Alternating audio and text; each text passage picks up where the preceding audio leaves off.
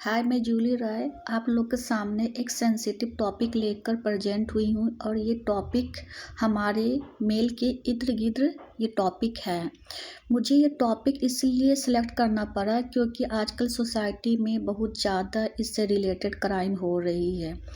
मतलब कुछ लड़कियाँ जो है आजकल शादी के नाम पर एक मार्केटिंग जैसा ट्रेंड बना ली है। वो शादी का जो अस्तित्व होता है, जो बुनियाद होती है, उसको वो भूल चुकी है। कुछ लड़कियां ऐसा कर रही है।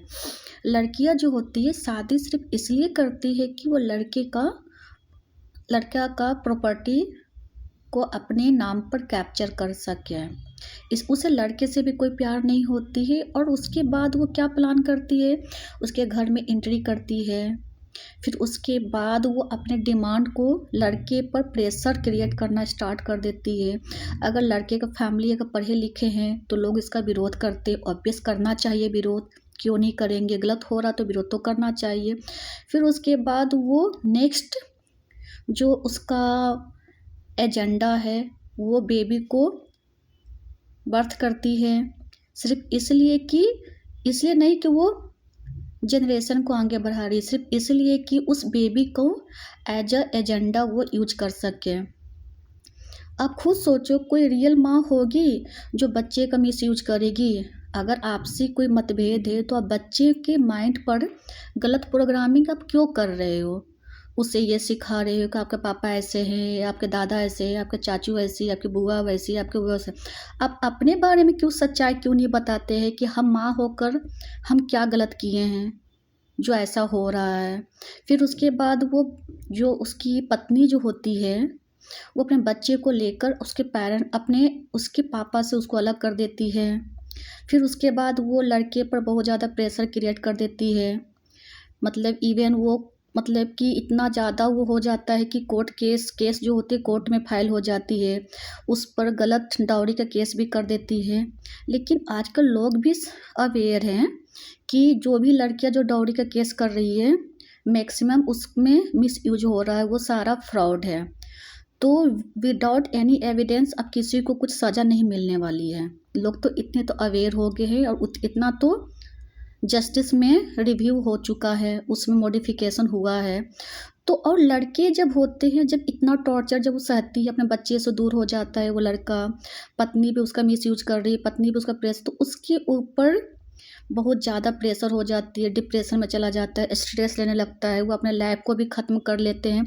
कितने लड़के ने लाइफ को ख़त्म किया है, वो भी इसलिए कि उसकी वाइफ को किसी दूसरे लड़के से एक्स्ट्रा मैरिटल अफेयर है, सिर्फ इसलिए। इवन कुछ लड़के जो होते हैं अपने लाइफ को बचाने के लिए, अपने शादीशुदा लाइफ को बचाने के लिए वो हर संभव प्रयत्न किए हैं। लेकिन लड़की जो हो गई है आजकल, कुछ लड़कियां वो चाहती हैं कि हम इससे डाइवोर्स लेकर इसके पैसे को हड़प कर कैप्चर करके हम अपनी दुनिया को सजाएं, और लोग इसको कमाने का एक मुद्दा बना ली। आप खुद सोचो कि क्या मेन को दर्द नहीं होता है? उससे भी पेन होती है ना, उससे भी पेन होती है। कुछ लोग कहते हैं मेन को कभी दर्द नहीं तो होती है दर्द, लेकिन वो अपना दर्द को किसी को बताते नहीं। तो मैं तो बस ये सजेशन दूंगी कि ऐसी लड़कियों के लिए अपनी लाइफ को कभी भी दे एंड ना करे। ऐसी लड़कियों को बिल्कुल अपने लाइफ, जो लड़की आपको खुश ना कर पाए, जो आपके परिवार को सपोर्ट ना कर पाए, आपके दुख सुख में आपके साथ है ही नहीं, तो इस टाइप की लड़कियों को डाइवोर्स देनी चाहिए। इसके लिए लाइफ को बर्बाद नहीं करनी चाहिए। और ऐसी लड़कियों को ऐसा सबक सिखाना चाहिए कि उसके ज़िंदगी अपने लाइफ से बिल्कुल उसको साइड कर देनी चाहिए, ताकि उसे एहसास हो कि इस टाइप की लड़कियों का उसके जीवन में कोई अस्तित्व नहीं है, हमारी सोसाइटी में भी कोई नहीं।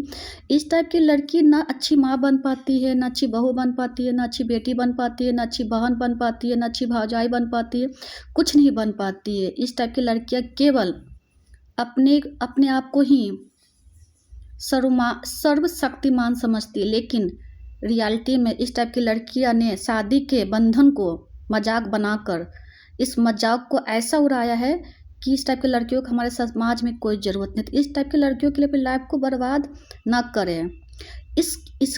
उसका भी प्रॉब्लम है ना, सब डाइवोर्स के बाद वो उसके बच्चे को प्रॉब्लम होगी, उसके लाइफ नर्क से भी बदतर हो जाएगी। तो प्लीज़ ऐसा ना करें।